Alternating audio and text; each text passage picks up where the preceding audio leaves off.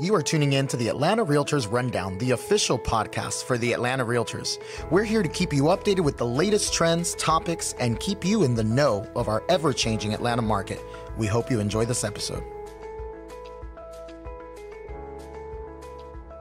Hi everyone, welcome back to the Atlanta Realtors Rundown. I'm your host, Matt LaMarsh.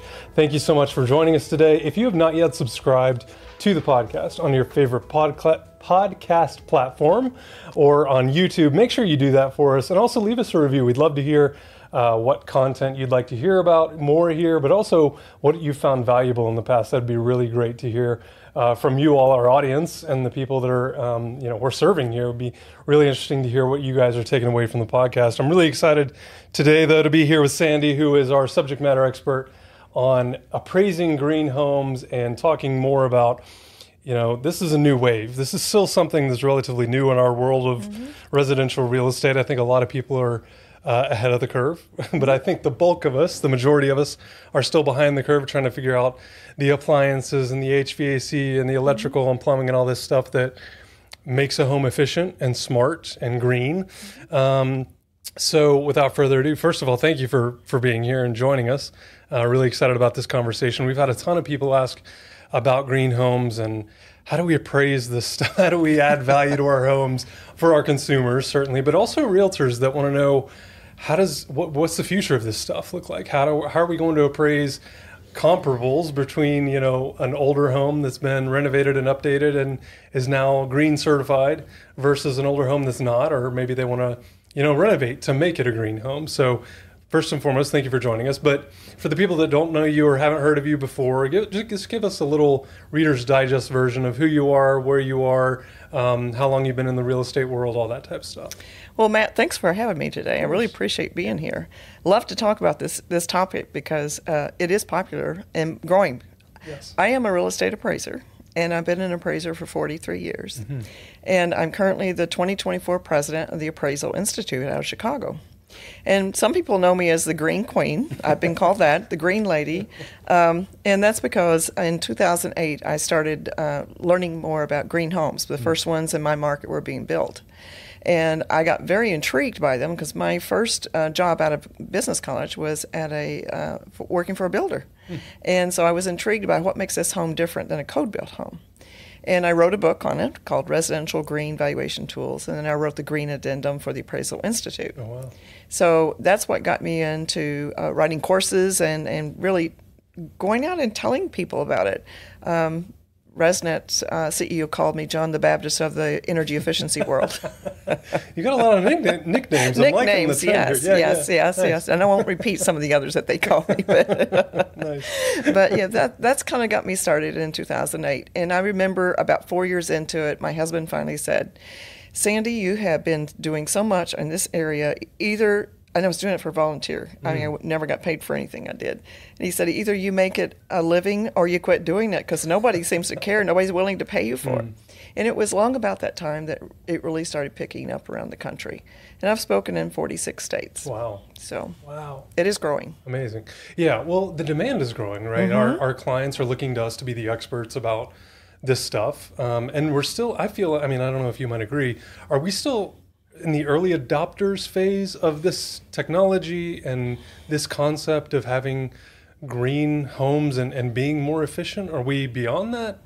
Well, it depends on the market. Okay. Yeah, so fair. In the Midwest, they haven't adopted it the way they have in California, Florida, Arizona, Texas, around.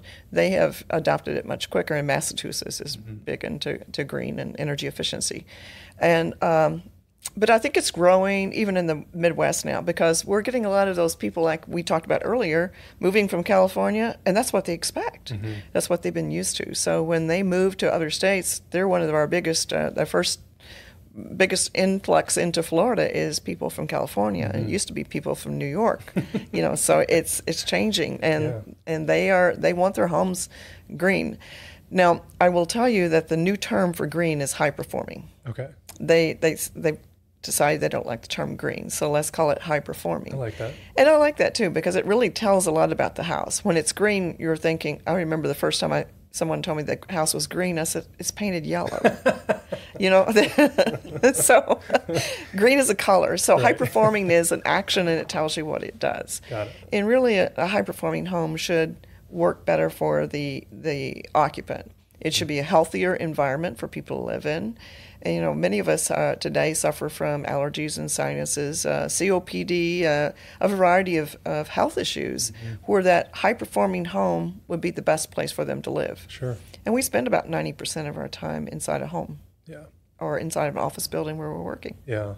Yeah, well, and we saw that very early on, or earlier on, I should say, in commercial facilities, office-type environments where the builders and developers were thinking more about that stuff than the homeowners were or the residential builders were. Yeah. But to your point, like in LA and in New York and in Atlanta, where there tends to be a lot of smog outside of the homes, I think that's why a lot of people are shifting that way as well, right? It's more of a consideration. And like you said, it feels like we now have more respiratory issues and asthma and stuff that is affecting us more. And certainly in our homes, we don't want as much control as possible. Right? Yes. And, I think what really brought it to life was COVID. There were a lot of bad things that happened in COVID, but there are a lot of good things that came out of it too. More of us were working from home. So we were beginning to notice, that it's a hot room, cold room, or the air doesn't feel good. I'm not feeling good inside.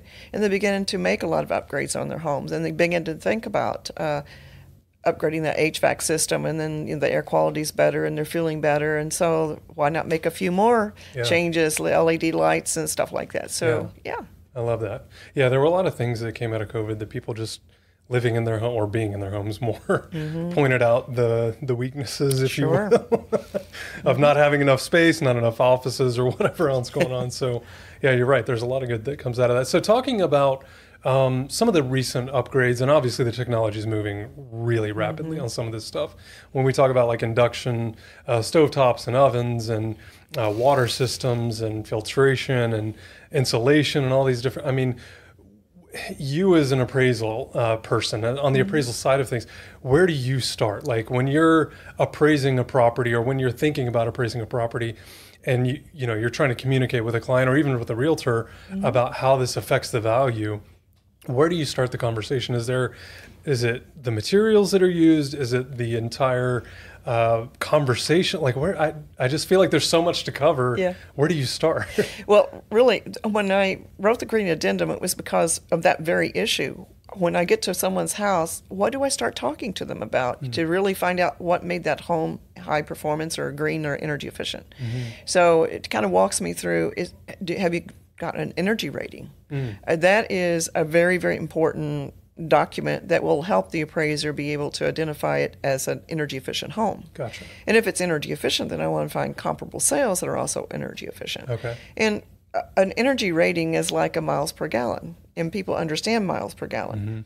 Now, I know that HUD has come up with a policy that the new construction has to be built to the 2021 IECC code. I don't know of an appraiser or realtor or homeowner that really knows what 2021 IECC code is. I don't. But you can explain a HERS rating to them, sure. Or a home energy score or a BPI score or ERI score. Any of those scores that are out there are simple for them to understand. So, if I have a HERS score and it's down around 45, I know I've got a home that's energy efficient and I better find some comparable sales. And that's dollars saved.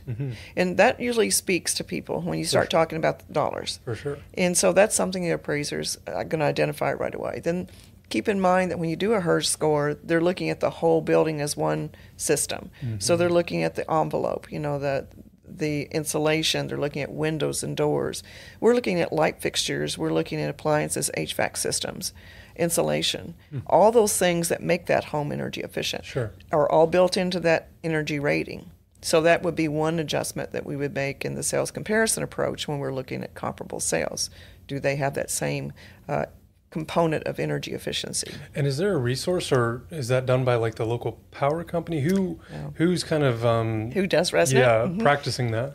Resident is Residential Energy Systems Network, and then there's a website, resnet.us. Okay. And HERS stands for Home Energy Score. And the rating, the lower the number, the better. It's like a golf score. Okay. And they're always measuring that compared to a home built to the 2006 IECC standard, International Energy Conservation Code. So you can go on their website.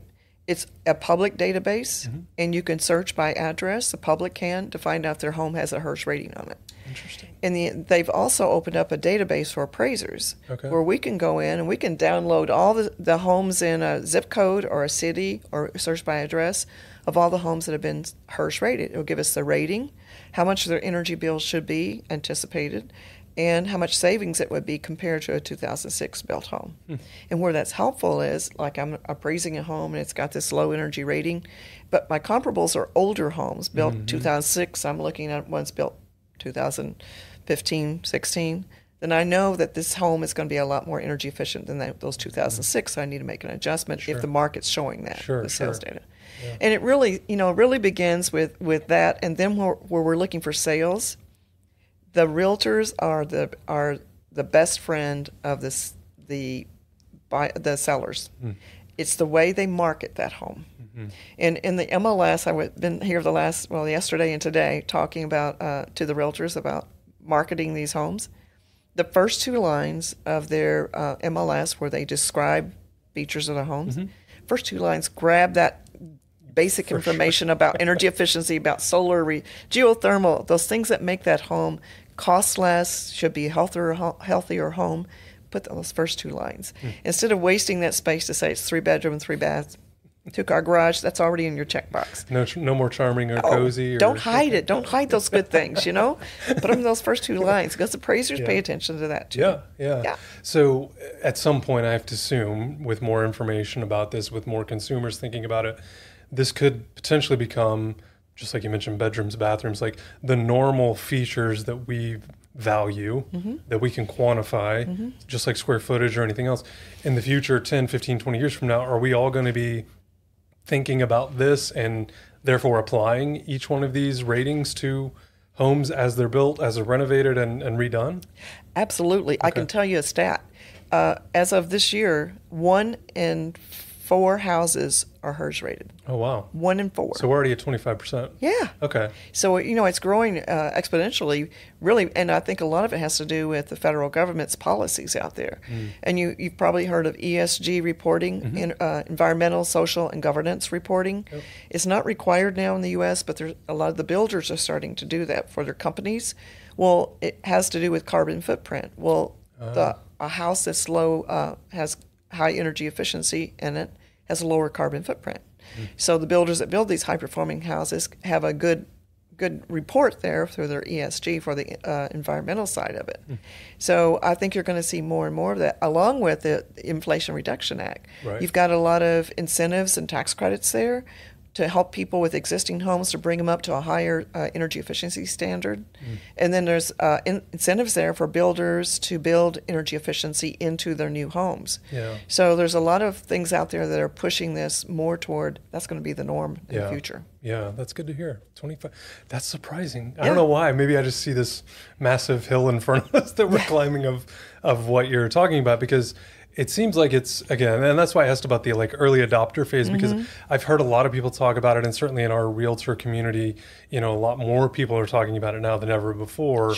But it still feels early to me. But 25% is actually quite high compared to where I was thinking 5%, 10% maybe. So the fact that 1 in 4 homes is amazing. So what does it look like once you go and get this certification for your home, or if our realtor partners out there are consulting with a listing, or maybe even they're on the purchase side, they're representing a buyer, and their buyer is very conscious about this rating and the value that it holds for them and the money savings that kind of come along with it. But if they're planning 10 or 15 years, to me the biggest thing was always like the payoff, the ROI. When does it pay for solar panels, whether you're leasing them or purchasing? There's always a break-even point. In most cases, in the early days, it was 5 or 10 or 15 years before they started to really pay for themselves. And of course, there's maintenance and everything else that goes along with it. But in thinking about the future of marketing something like this, where do you think there's the biggest opportunity for us as realtors, but also for our consumers to get more information, and good information at that? Because I feel like now with the internet, you never know. But where can we go to get better information about these ratings and getting consultants, more green certified and high performance certified people in the real estate industry educated about this stuff. Yes, NAR has a great program for green. I'm a green certified realtor, as well as an appraiser. I don't sell or buy or list homes, but I do have the green certification through NAR.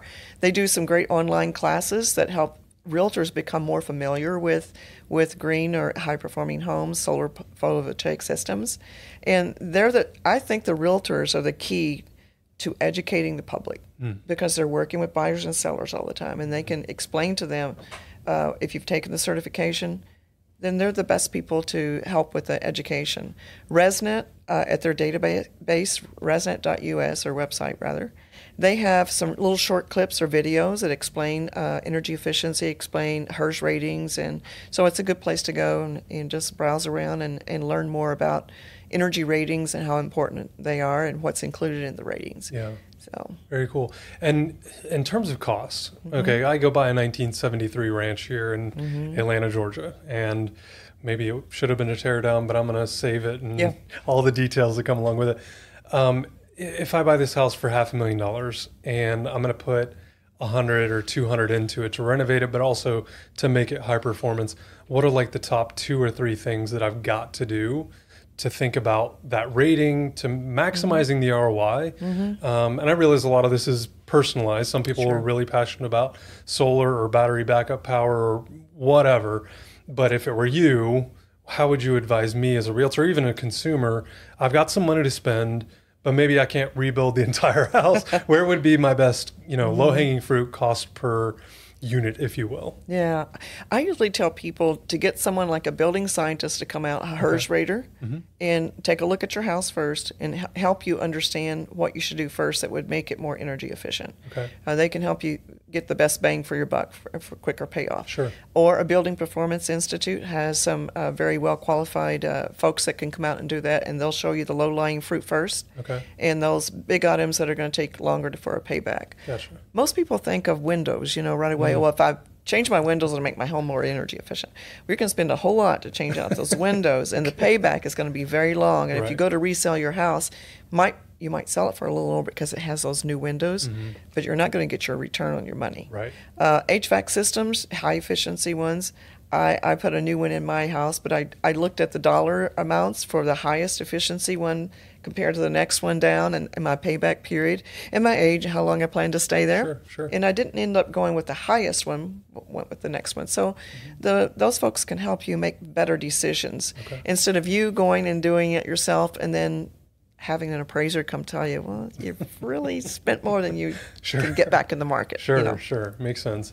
And with all of the different, again, we mentioned solar, we're talking about now water performance moving through it. Like we've moved from, copper and a lot of the PEX stuff now. Certainly water filtration is one of the things that a lot of people think of as well.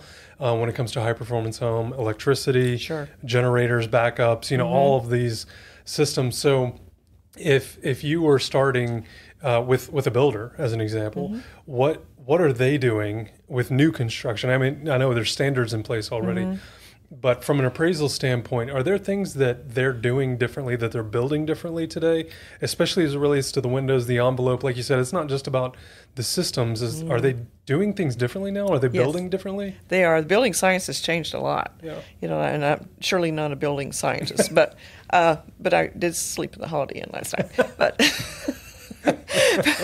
But they pay more attention to the envelope and tighten it up. As a young person, when I first bought my first house, my dad would say, a house needs to breathe. Well, a house doesn't breathe. The people breathe. So we're learning, way back in the 70s, you might have a house that had an envelope rating of 12, which meant there's 12 air exchanges an hour inside that home. And so think about how much it takes to heat or cool 12 times an hour, all the air inside the home. Today, you're looking at envelope ratings somewhere between 1 and 3. So that by itself, lowers the energy cost on the home. And when you tighten them that tight, now you still have to have fresh air coming in. So we use what we call a mechanical air exchange. So that brings filtered air in, heated or cooled, which helps with the indoor air quality as well. When you have uninvited air coming in, like those 12 air exchanges per hour in our older homes, it's not conditioned. So it's coming in with all the allergy issues with it, and it's not heated or cooled. Yeah. So those are some of the things they're doing. And also they're paying more attention to their HVAC systems.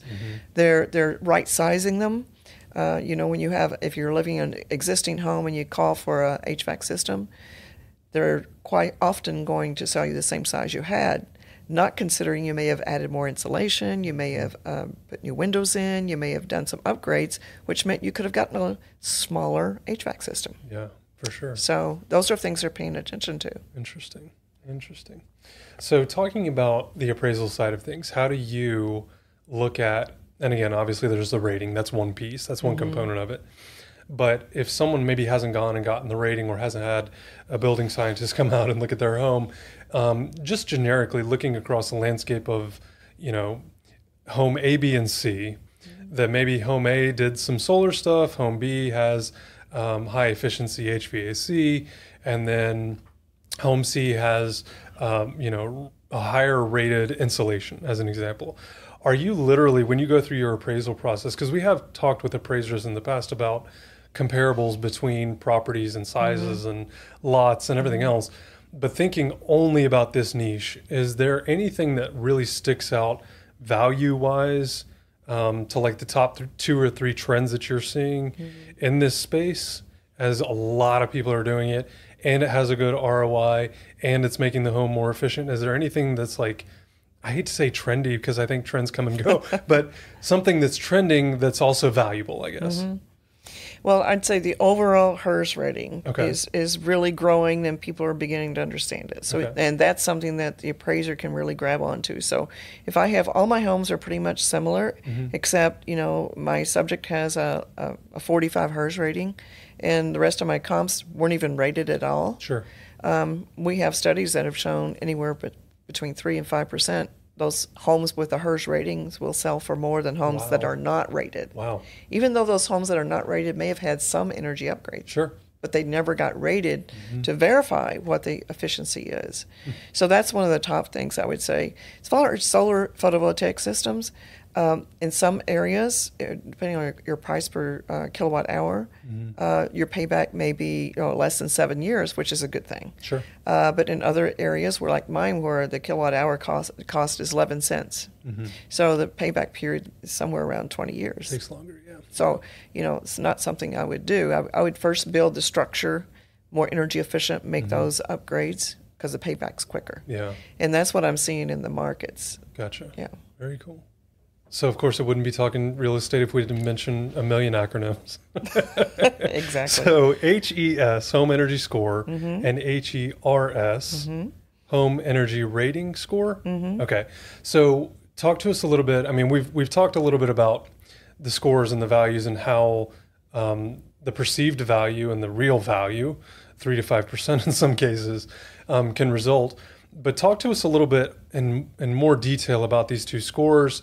How someone can go about getting them, if someone's considering putting their house in the market, maybe some of the background work that they should do prior to listing, but also, and maybe even educating their realtor, or hopefully it's the other way around, the realtor's educating their client about how all of this should work. But talk to us first about HES. Okay. And that scale, how much it costs, stuff like that, what people can kind of expect from that process. That's a great topic to talk about. On the HES, it's Home Energy Score. And I like to compare it to the HERS. So his closet is always smaller than hers, right? Right. So his closet that has HES is a shorter scale, 1 to 10. And when you get a HES scores for existing homes, it's telling you, comparing your home to similar homes built in the same period, similar construction, and it will tell you how your home compares to it. 10 would mean that home uses the least amount of energy compared to other similar homes. Gotcha. So you'd like to get a 10, perfect 10, right? Okay, but if you can't, let's say the house you're looking at, you're going to list this house. And the houses around it, the competition, they've had a lot of energy upgrades. But the house you're going to list has none. So I would highly recommend you do get a HES score, because what it will do is help you give transparency to the transaction. Sure. So someone will come in and they'll do they'll do an asset inventory. They're going to look at the windows, the doors, the lighting, the appliances to see what is already there. And then they'll look at what do you need to do to bring that from, maybe you get a 3 on the scale, which means it's not very energy efficient at all. It uses a lot more energy than a 10. Yeah. But the competition around you is around a 7. So this report will say, you're a 3 now. To get you to 7, here's what you need to do, X, Y, and Z. Mm-hmm. And that payback's going to be less than 7 years. And here's some other things that you want to think about later on, when it's like your windows and doors. Windows and HVAC system may be something you'll want to do a little later, because it's going to cost you more. Sure. It takes longer to get your payback. So you can use that as a marketing tool, even for homes that haven't been upgraded. Advertise, that with your buyer. Talk with them about what that HES score tells them, helps them make a decision. Am I willing to pay this price? And then see what I can do to bring it from a 3 to a 7. Sure. Okay. So that would be on existing homes.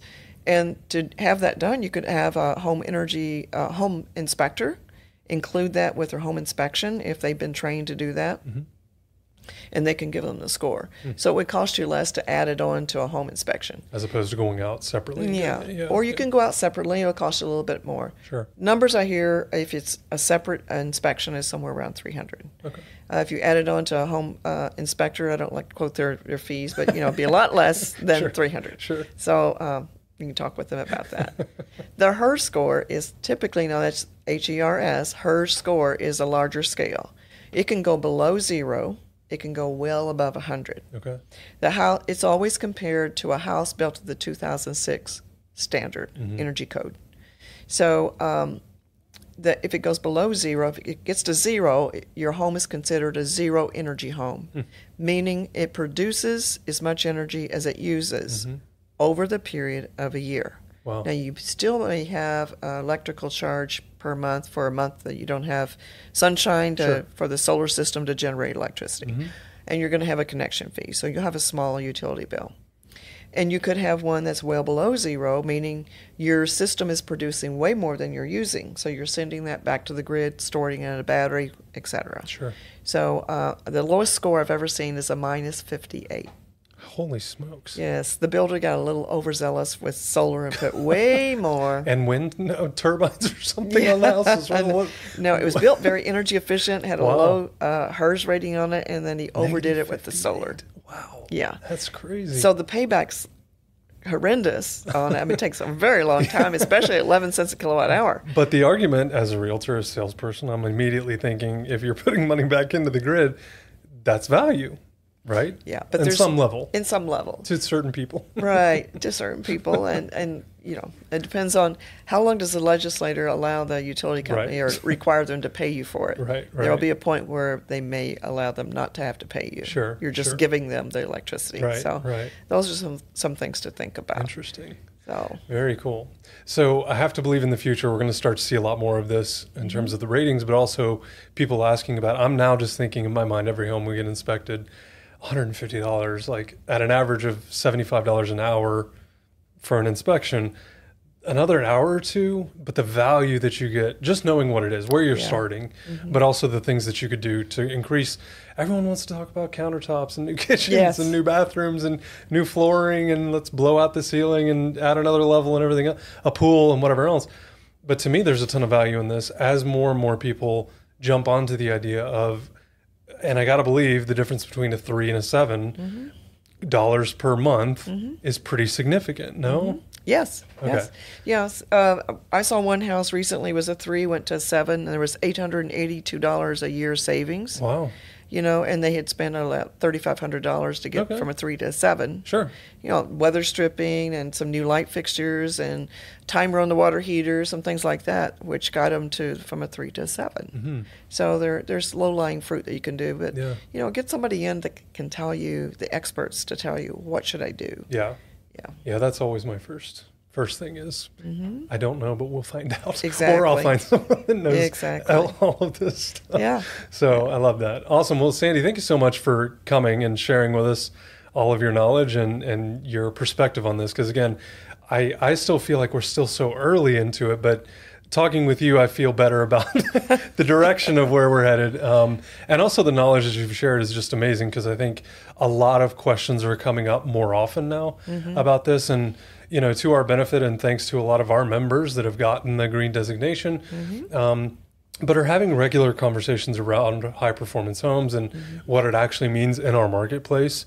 I think that's where we're getting a lot more questions about it, and there's more conversation created about it, but that also leads to more opportunity, I feel like. And so I really appreciate you coming and sharing. If someone wants to connect with you or wants to find out more, or maybe even wants to buy the book, what's a good way for them to connect with you, or do you have a website that they should visit? I do have a website. It's called Adomatis, appraisalservice.com.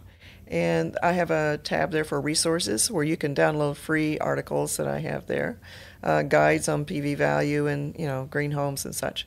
My book is still available. I'm hoping to started on a new one. Excellent. But probably won't be out until next year. I have a busy year this year as president of the Appraisal Institute.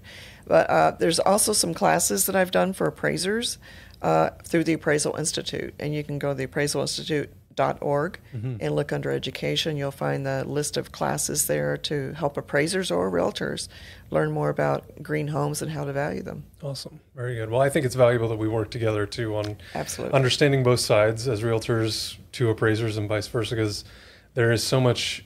You guys bring such a different perspective to this world, I think, than we do. And sometimes we see a transaction in a single house, and as you probably know from driving around Atlanta just a little bit, not every home here is the same. Nope. They're all very, very different, so we have a lot of work to do on the energy efficiency side of things. But thank you again for coming in and sharing with us. Really appreciate it. Matt, thank you for having me. Of course. It's always a pleasure. And thank you for listening as well, and downloading and subscribing all the podcasts. We just hit 10,000 subscribers, or downloads, I should say, by the way. So if you haven't yet subscribed or sent us a review, we'd love to hear what you guys are enjoying about the content, maybe who you'd like to hear from in the future as well. So be sure to hit the subscribe button below, but also leave us a rating or a review here. That means so much for us to reach a new audience as we continually pump out some new educational content, but we're also learning a ton about the latest and greatest and what's happening in real estate here in Atlanta and nationwide. So thanks so much for joining us. Thank you for tuning in to the Atlanta Realtors Rundown. Please subscribe, and for more information on how to get engaged, check us out at atlantarealtors.com. We look forward to having you join us for the next episode.